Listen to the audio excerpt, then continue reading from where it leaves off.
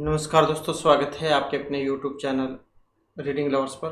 दोस्तों, आज की जो वीडियो इसमें हम करने वाले हैं आपके यूजीसी नेट का जो एग्ज़ाम है इसके लिए पूर्व वर्ष में पूछे गए महत्वपूर्ण क्वेश्चन।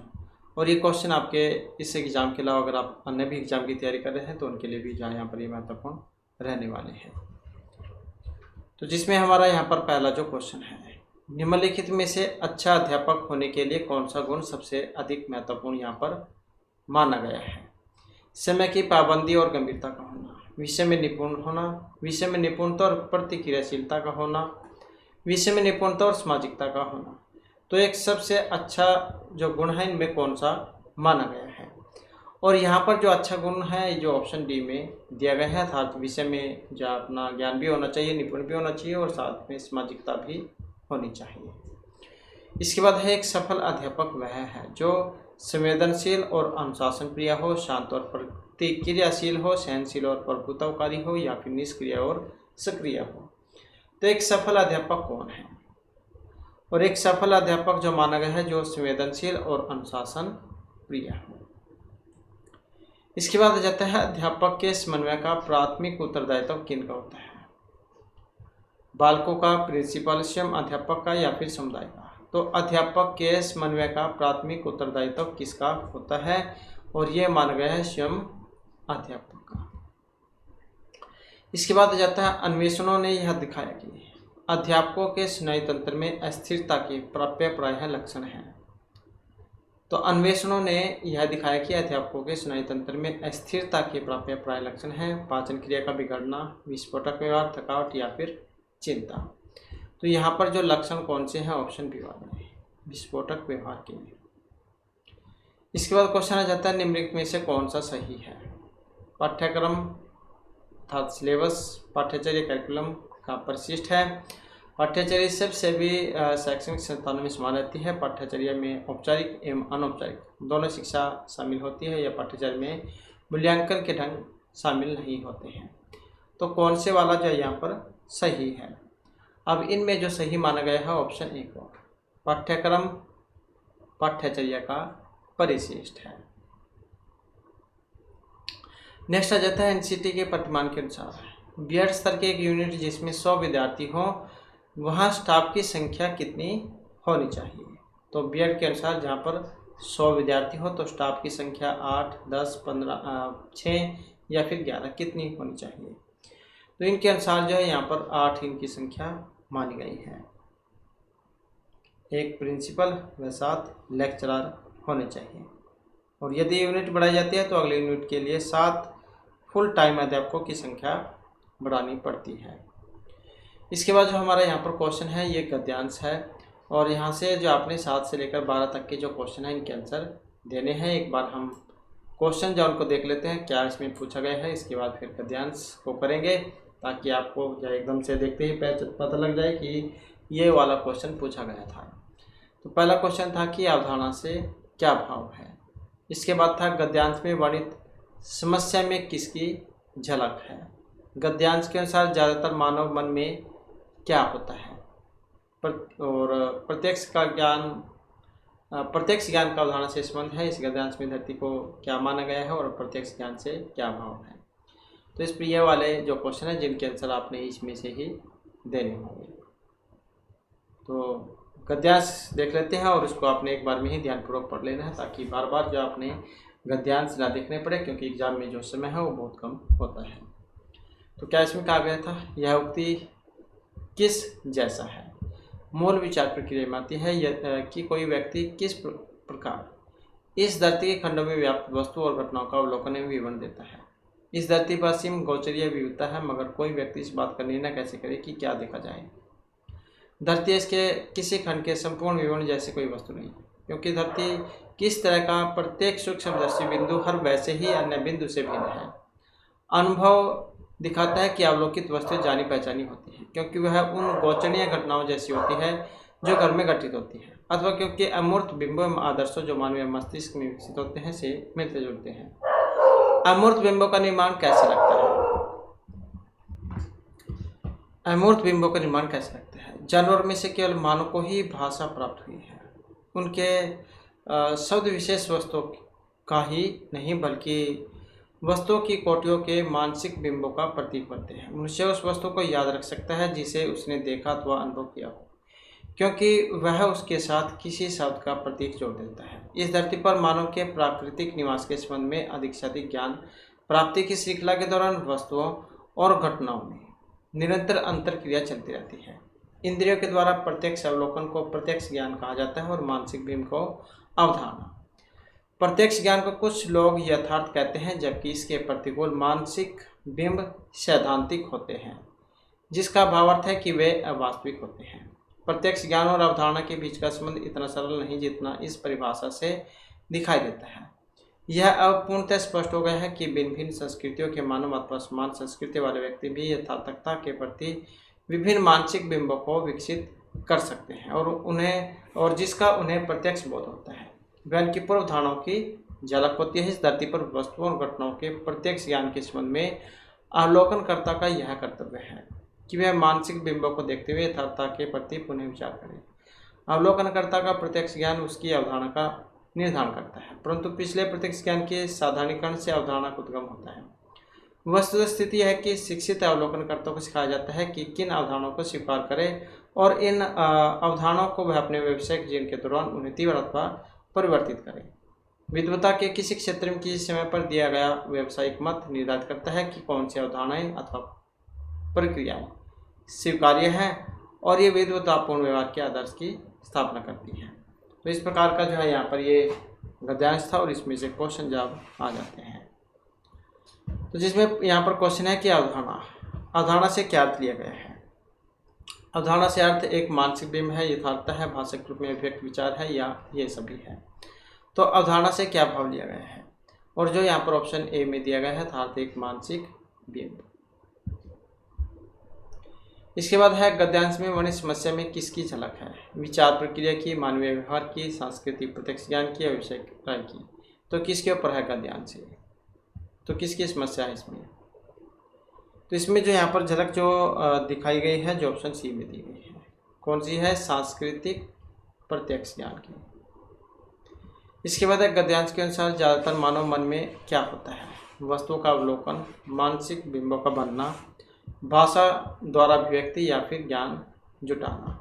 तो गद्यांश के अनुसार ज़्यादातर मानव मन में क्या होता है, और जो ऑप्शन सी में दिया गया है अर्थात भाषा द्वारा अभिव्यक्ति। इसके बाद है प्रत्यक्ष ज्ञान का अवधारणा से क्या संबंध है। सकारात्मक है, नकारात्मक है, प्रतिबिंबित है या फिर संपूर्ण है। तो प्रत्यक्ष ज्ञान का अवधारणा से क्या संबंध है। संबंध की बात करें तो ऑप्शन सी वाला रहेगा अर्थात ये प्रतिबिंबित है। इसके बाद है इस गद्यांश में धरती को माना गया है ग्लोब, मानवीय निवास, एक नक्षत्र या फिर आकाशीय पिंड। तो इसमें क्या माना गया है, और धरती को जो यहाँ पर बतलाया गया है एक मानवीय निवास। इसके बाद आ जाता है प्रत्यक्ष ज्ञान से क्या भाव लिया गया है। इंद्रियों द्वारा प्रत्यक्ष अवलोकन, एक कल्पित विचार, एक प्रतिबिंब के सिरे या एक अमूर्त बिंब। तो प्रत्यक्ष ज्ञान से क्या अर्थ लिया गया है, और इसका अर्थ लिया गया है इंद्र के द्वारा प्रत्यक्ष अवलोकन से।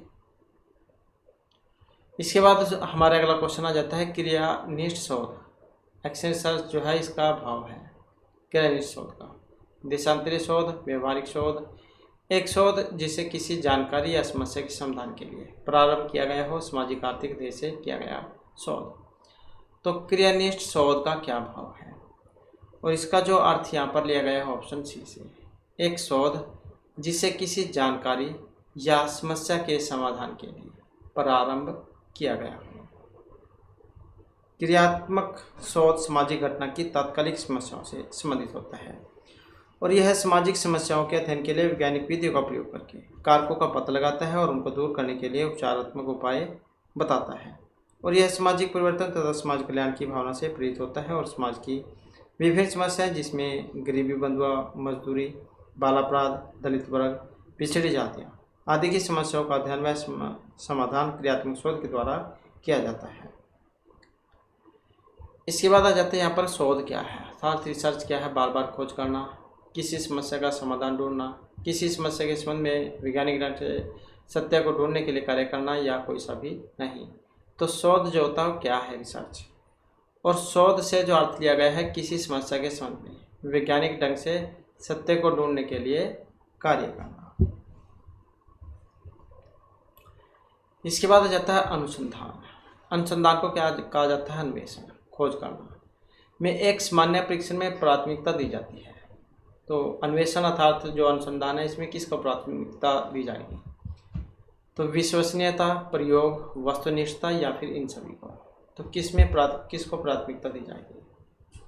तो यहाँ पर जो प्राथमिकता की बात हुई है वस्तुनिष्ठता को, जो ऑप्शन सी में दी गई है।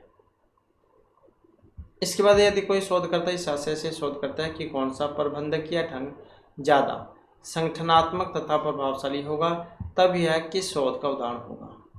यदि कोई शोधकर्ता इस आशय से शोध करता है कि कौन सा प्रबंधकीय ढंग ज़्यादा संगठनात्मक तथा प्रभावशाली होगा, तो यह किस शोध का उदाहरण है? आधारभूत शोध, क्रियानिष्ठ, व्यवहारिक या इन सभी, या मतलब इनमें से कोई सा भी नहीं। तो यहाँ पर जो इसमें माना गया ऑप्शन सी वाला, तो कौन सा है? व्यवहारिक शोध है ये। फेस्टिंगर तथा काज के अनुसार जब तथ्यों का संकलन उद्योग या प्रशासन के संदर्भ में किसी उपयोगितावादी दृष्टिकोण से किया जाता है तथा जिसकी नीति निर्माताओं को आवश्यकता होती है, तब इसे व्यवहारिक अनुसंधान कहा जाएगा। और व्यवहारिक अनुसंधान का महत्व सामाजिक समस्याओं के साथ सीधा है, और यह अनुसंधान समस्याओं के कारण का अध्ययन करके समाज की अनेक समस्याओं को नियंत्रित तथा उन्मूलन करने में काफ़ी योगदान देता है। इसके बाद है निम्नलिखित में से शोध प्रक्रिया प्रारंभ करने का जो प्रथम चरण है ये कौन सा है? समस्या का निर्धारण करने के लिए सूचना के स्रोतों की खोज करना, संबंधित साहित्य का सर्वेक्षण करना, समस्या की पहचान करना या समस्या का समाधान ढूंढना। तो शोध प्रक्रिया प्रारंभ करने का प्रथम चरण कौन सा है? प्रथम चरण जो है ऑप्शन ए में दिया गया है यहाँ पर, समस्या का निर्धारण करने के लिए सूचना के स्रोतों की खोज करना। इसके बाद है सामान्य प्रायिक वक्र रेखा को होना चाहिए। तो ये जो प्रोबेबिलिटी जो कर्व है ये होना चाहिए।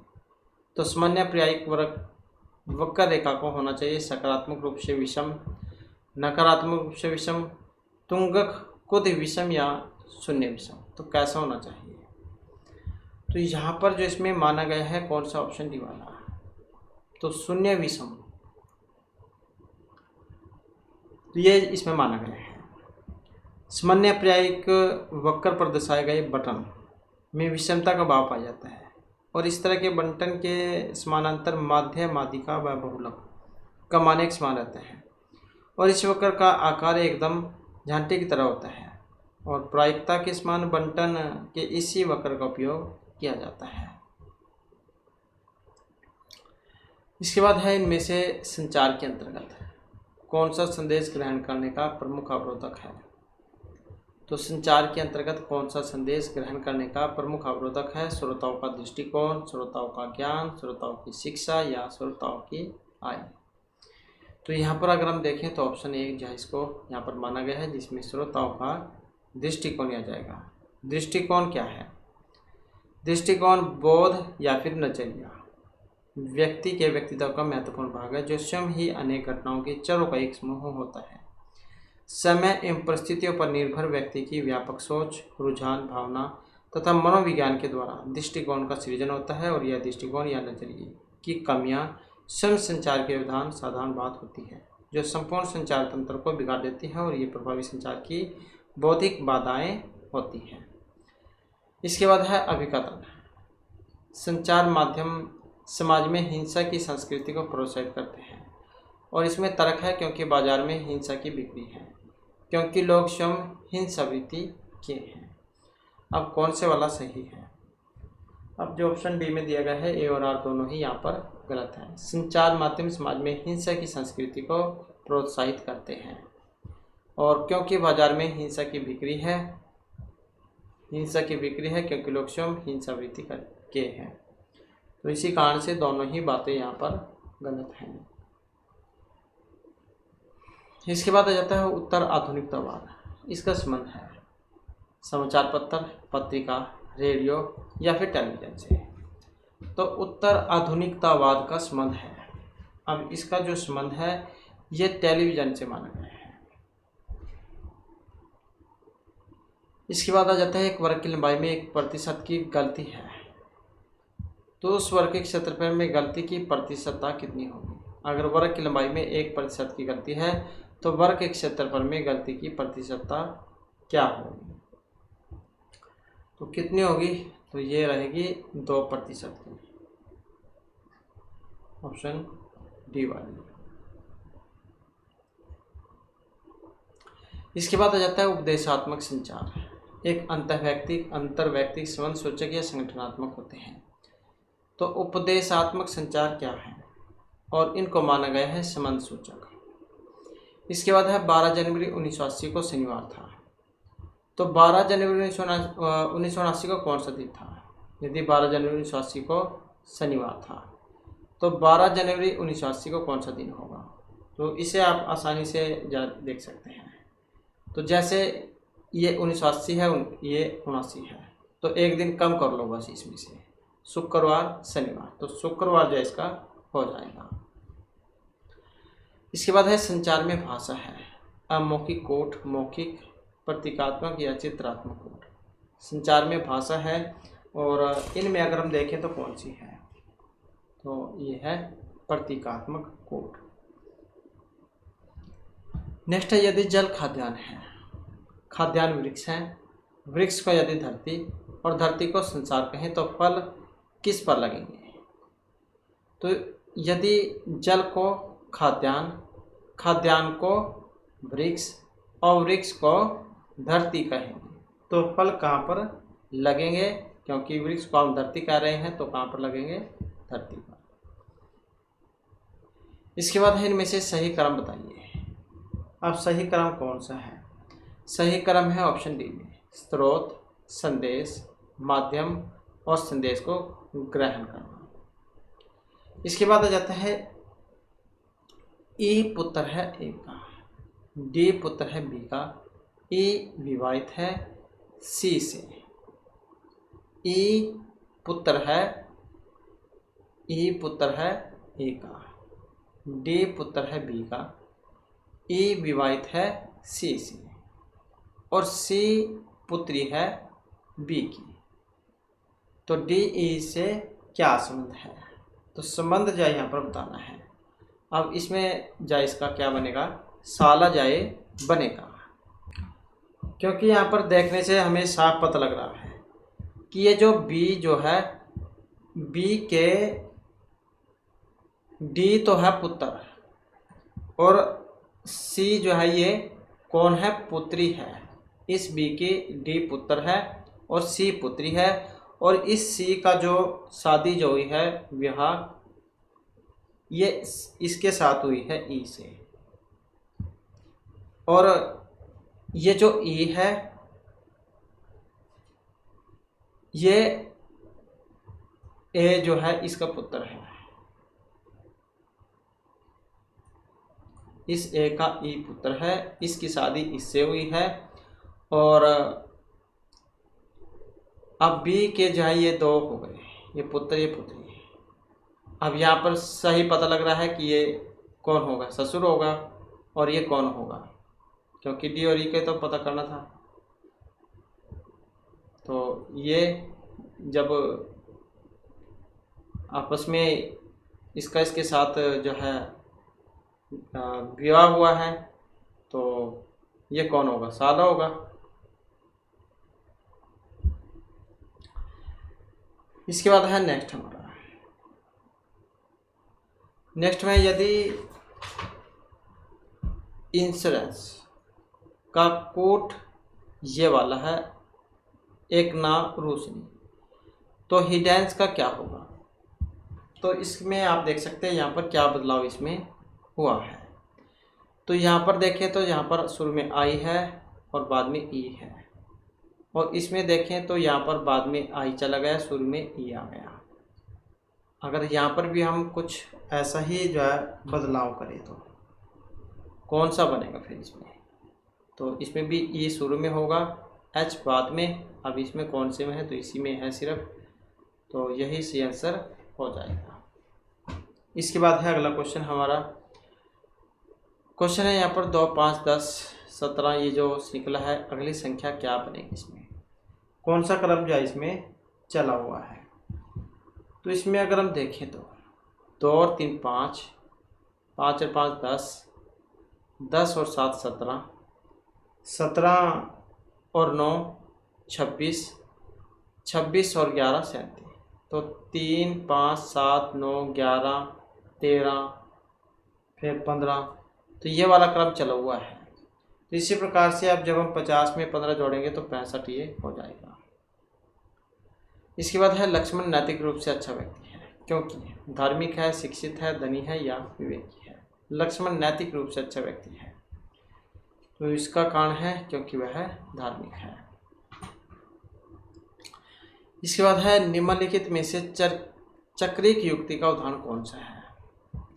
परमात्मा ने मनुष्य को अपने रूप से बनाया और मनुष्य ने परमात्मा को अपना रूप दिया।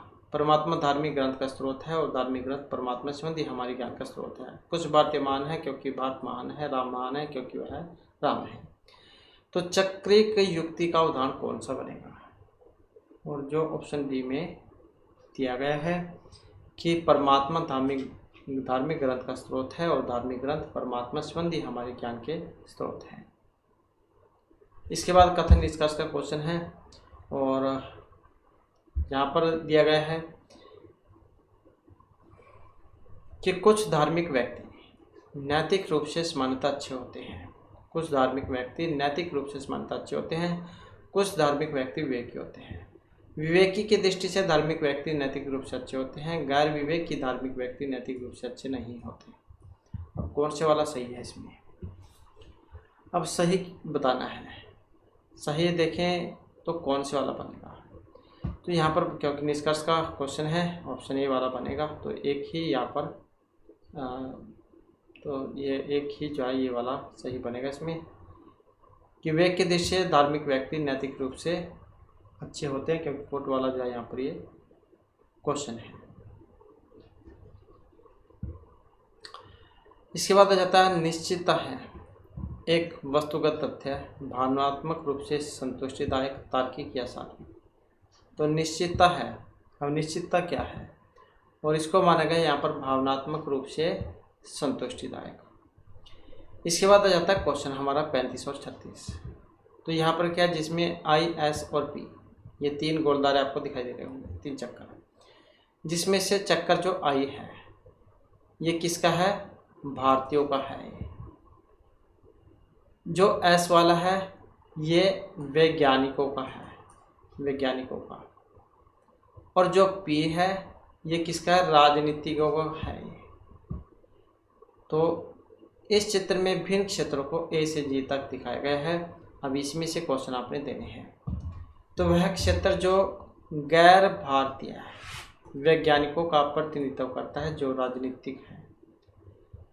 गैर भारतीय वैज्ञानिक जो राजनीतिक हो, मतलब पी वाला जो घेरा है इसमें होने चाहिए। कौन सा बनेगा, तो जो ऑप्शन ए में दिया गया है अर्थात एफ। तो गैर भारतीय वैज्ञानिक,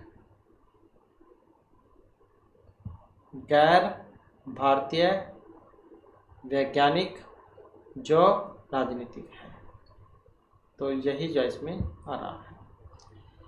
इसके बाद है वह क्षेत्र जो एक राजनीतिकों का प्रतिनिधित्व करता है, जो भारतीय भी हो और वैज्ञानिक भी हो, मतलब तीनों होने चाहिए, राजनीतिक, वैज्ञानिक, राजनीतिक और भारतीय, ये तीनों वाला हो। तो ऐसा कौन सा है, तो इसमें अगर हम देखें तो ऑप्शन जो सी में है, अर्थात यहाँ पर देख सकते हैं इन तीनों में कॉमन कौन सा है, तो ए ही इन तीनों में कॉमन है।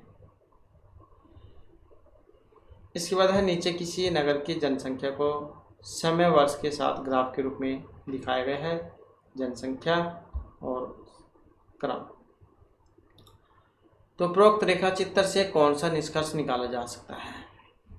जनसंख्या घातीय रूप से बढ़ती है, एक केंद्रीय ढंग से बढ़ती है। जनसंख्या प्रारंभ में रेखीय ढंग से बढ़ती है और फिर स्थिर हो जाती है।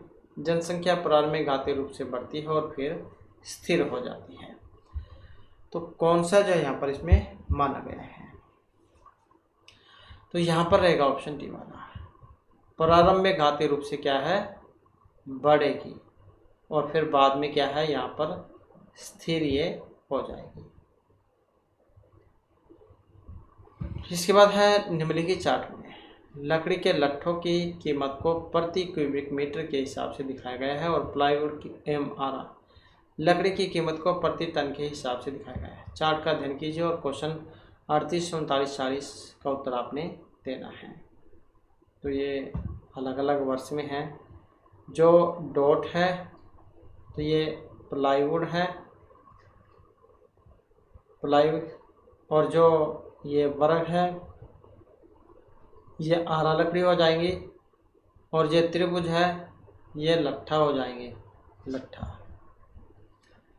तो यहाँ पर है कि किस उत्पाद की कीमत में पिछले समय के दौरान बढ़ने की अधिकतम प्रतिशतता देखने में आई है। तो कौन सी चीज़ है जो यहाँ पर बढ़ी है, समय के दौरान बढ़ने की अधिकता प्रतिशत है, तो कौन सी बढ़ रही है इनमें। तो यहाँ पर इसमें जो बढ़ रही है कौन सी, जो ऑप्शन बी में है अर्थात प्लाईवुड।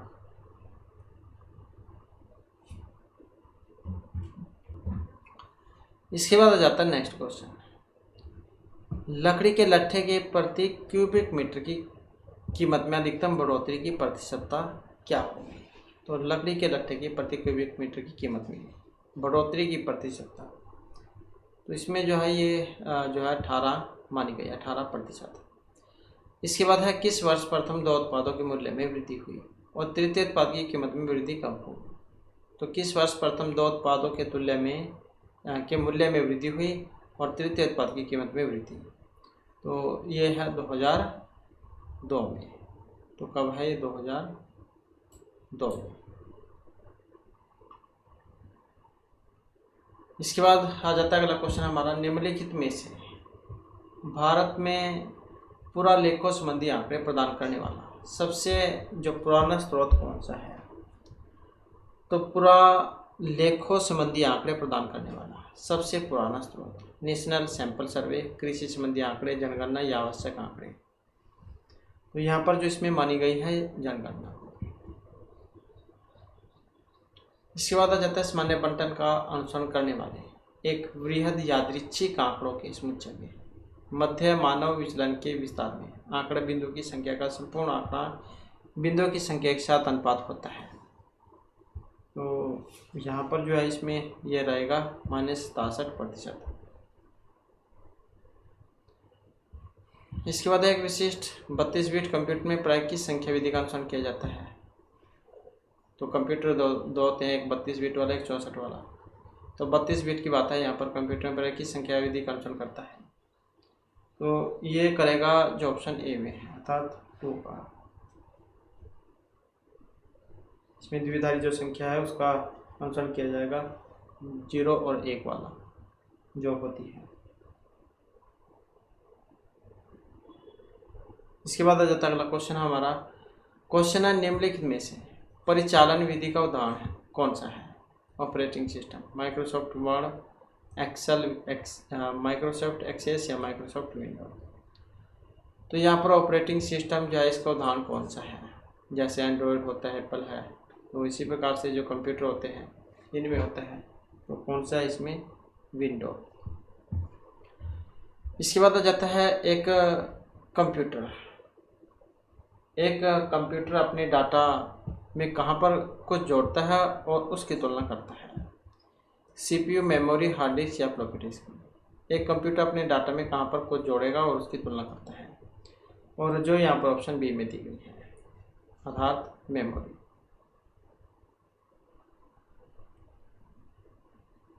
CPU क्या है, CPU मतलब सेंट्रल प्रोसेसिंग यूनिट। इसके बाद आ जाता है क्वेश्चन हमारा, इनमें से कौन सा अन्य भिन्न है। तो एक अलग है गूगल, विंडोज़, मैक या लाइनक्स।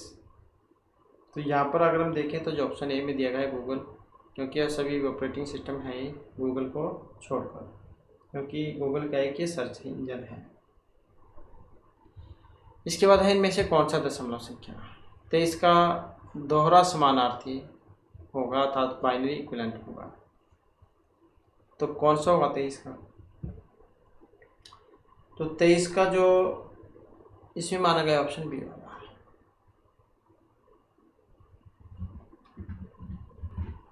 तो यहाँ पर इसका जो ये जो संख्या जो निकाल जाती है कैसे निकाल जाती है, जैसे हम लघुत्तम निकालते हैं, एलसीएम लेते हैं, तो इसी प्रकार से जो ये आता है। सिर्फ 2 एकम 2 और 2 से ही करना है हमने, उसके बाद फिर 2 एकम 2, फिर यहाँ पर 2 का, क्योंकि 11 तो आता नहीं है, तो 2 पंजे 10, और यहाँ पर क्या है 2 एकम 2, 1 बच गया, यहाँ पर भी 2 पंजे 10, 1 बच गया। उसके बाद फिर 2 दोबारा से 2 दूनी 4, यहाँ पर भी 1 बच गया। उसके बाद फिर 2 में 2 एकम 2, तो यहाँ पर पूरा कट गया, मतलब 0। तो फिर ये आ जाएगा यहाँ पर 1 0 और 111, 10 111। इसके बाद है इंटरनेट वाले कंप्यूटरों की पहचान किससे होती है? Email address, street address, IP address या कोई से भी नहीं। तो इंटरनेट वाले कंप्यूटरों की पहचान किससे होती है? तो जो ऑप्शन सी में है, अर्थात इनके जो आईपी एड्रेस जो होता है, इंटरनेट प्रोटोकॉल एड्रेस जो है, इंटरनेट प्रोटोकॉल एड्रेस इससे होती है। आईपी जैसे आपने कोई भी जो जैसे रूटर है उस पर उनके पीछे लिखा हुआ आपने देखा होगा, जैसे इस प्रकार से 191.24.56.100 या 205 वगैरह इस प्रकार से जो है होते हैं। तो ये है इनके आईपी एड्रेस। इसके बाद है सूचना का अधिकार अधिनियम 2005। ये प्रावधान करता है किसी भी व्यक्ति को लोक अधिकारों द्वारा सभी प्रकार की सूचनाओं का प्रसार केंद्रीय, राज्य एवं जिला स्तर पर आयोगों की अपीलीय अधिकार के रूप में स्थापना, लोक अधिकारों में पारदर्शिता एवं जवाबदेहिता, या ये सभी। तो सूचना का अधिकार अधिनियम 2005 ये किसका प्रावधान करता है? और जो यहाँ पर ऑप्शन ए में दिया गया है, किसी भी व्यक्ति को लोक अधिकारों द्वारा सभी प्रकार की सूचनाओं का प्रसार। इसके बाद कौन सा प्राकृतिक प्रकोप संपत्ति और जीवन की अधिकतम नुकसान पहुंचाता है? तो कौन सा प्राकृतिक प्रकोप संपत्ति और जीवन की अधिकतम नुकसान पहुंचाता है? और जो ऑप्शन ए में दिया गया है था, जो बाढ़ जो होती है, जल प्रकोप। इसके बाद है डायोक्सिन्स किससे उत्सर्जित होता है? डायोक्सिन्स बंजर धरती, बिजली, चीनी के कारखाने या प्लास्टिक दहन से। तो इसे जो उत्पन्न होगा, जो ऑप्शन डी में दिया गया था, जब हम प्लास्टिक जलाते हैं उससे। इसके बाद जब तक अगला क्वेश्चन हमारा, प्रत्येक बालक के पेड़ का नाम किस आशय से गढ़ा गया है? सामाजिक वन कार्यक्रम, स्वच्छ वायु, भूमि संरक्षण या पर्यावरण सुरक्षा कार्यक्रम से। प्रत्येक बालक के पेड़ का नाम, इसका मतलब जो यहाँ पर किससे है? तो यह पर्यावरण की सुरक्षा कार्यक्रम से है। इसके बाद है राष्ट्रीय मूल्यांकन एवं अधिस्वीकृति परिषद, नाक राष्ट्रीय अधिस्वीकृति बोर्ड NBA से इन बातों में भिन्न है, मतलब ये किस बातों में अलग है? और इसमें जो है ऑप्शन बी को माना गया है। एक का दृष्टिकोण कोटि निर्धारण है तथा दूसरे का कार्यक्रम की कोटि आधारित दृष्टिकोण। इसके बाद आ जाता है बायोगैस। प्रमुख तत्व कौन सा इसका, किससे प्राप्त होती है बायोगैस, कैसे बनती है? तो ये जो है ऑप्शन ए में दिया गया है, मीथेन और कार्बन डाइऑक्साइड से, जो गोबर गैस होती है। जैसे इसमें जो 65% मीथेन होती है और 30% जो इसमें कार्बन डाइऑक्साइड होती है। इसके बाद क्वेश्चन है, निम्नलिखित में से कौन सा विकल्प सही नहीं है? विज्ञान और तकनीकी क्षेत्र से राष्ट्रीय प्रतिष्ठा प्राप्त अधिकांश संस्थान संघीय सूची की 65वीं प्रविष्टि के अंतर्गत आते हैं। 42वां जो संशोधन था अधिनियम 1976, इसे समानता शिक्षा समृद्धि सूची का विषय जुड़ा हुआ है। शिक्षा पर केंद्रीय परामर्शदात्री मंडल CAB की प्रथम बार स्थापना 1920 में हुई थी और भारत ने 2002 में 86वां जो संविधान संशोधन था अधिनियम, इसके माध्यम से अनिवार्य और मुक्त प्राथमिक शिक्षा के अधिकार को लागू कर दिया गया था। कौन से वाला सही नहीं है? तो यहाँ पर देखें तो ये जितने भी ऑप्शन हैं ये सभी सभी क्या है, यहाँ पर सही है। तो ये सारे सही हैं। नेक्स्ट आ जाता है हमारा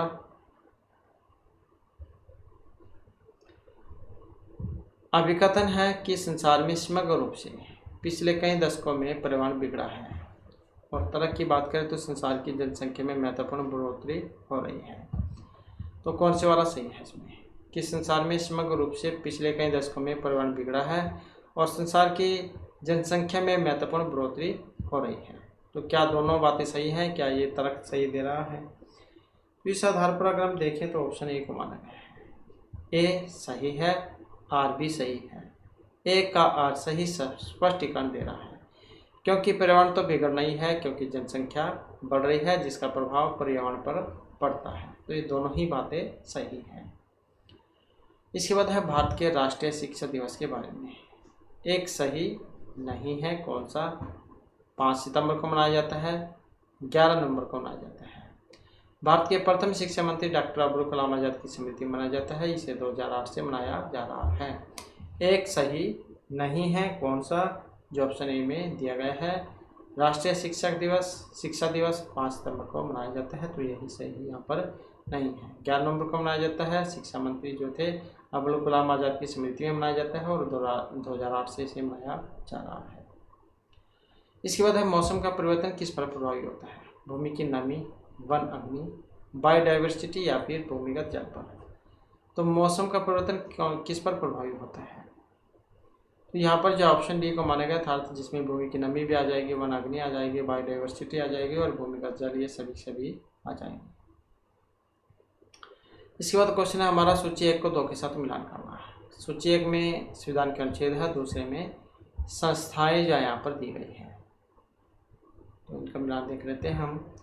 तो मिलान करने में अगर हम यहाँ पर देखें तो ऑप्शन बी जायज़ का बनेगा। तो देख लेते हैं, जैसे अनुच्छेद 280 है तो इसका जो संबंध है यहाँ पर ये संघीय स्तर पर वित्त आयोग से है। अनुच्छेद 280 संघीय स्तर पर वित्त आयोग। और अनुच्छेद 324 इसका संबंध है भारत के निर्वाचन आयोग से। अनुच्छेद 323 इसका जो संबंध है ये प्रशासनिक न्यायाधिकरण से है। और अनुच्छेद 315 इसका जो संबंध है ये संघ लोक सेवा आयोग से है। तो इस प्रकार से इनका मिलान होगा। तो 315 का संबंध संघ लोक सेवा आयोग से है।